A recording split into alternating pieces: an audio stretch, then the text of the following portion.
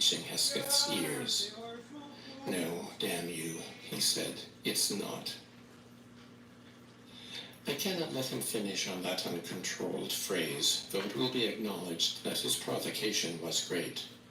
Nor must we leave him in heavy captivity to the thought of oblivion in the unregarding welter of the near republic, of plunging into more strenuous activities and abandoning his ideal, in queer inverted analogy to the refuging of weak women in a convent.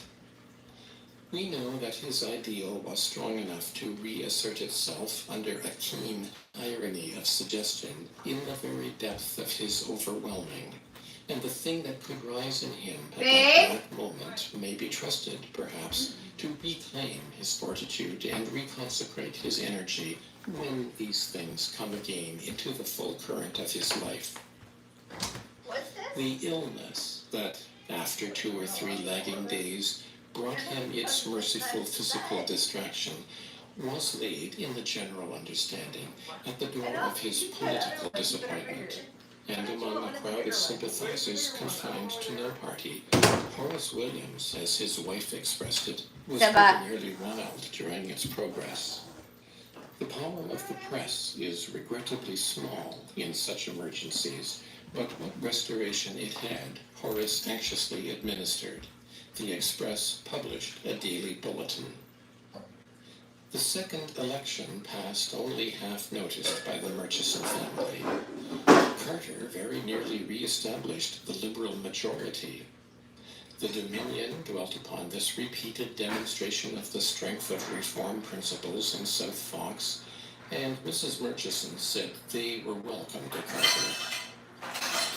Many will sympathize with Mrs. Murchison at this point, I hope, and regret to abandon her in such equivocal approval of the circumstances which have arisen round her.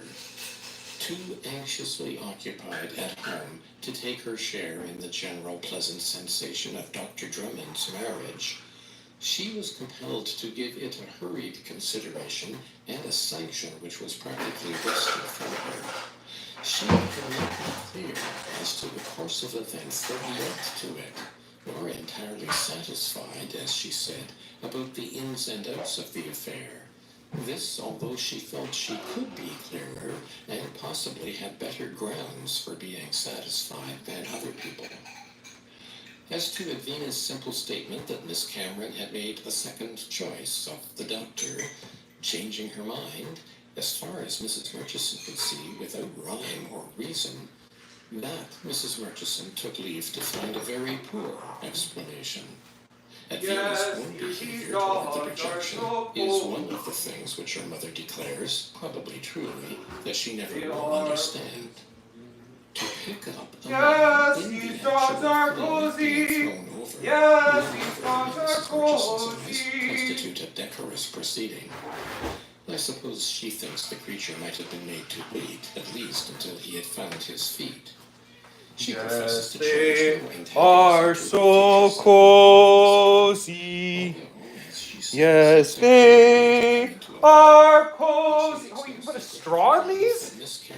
I didn't know that. Judgment in doing as she did. Yeah.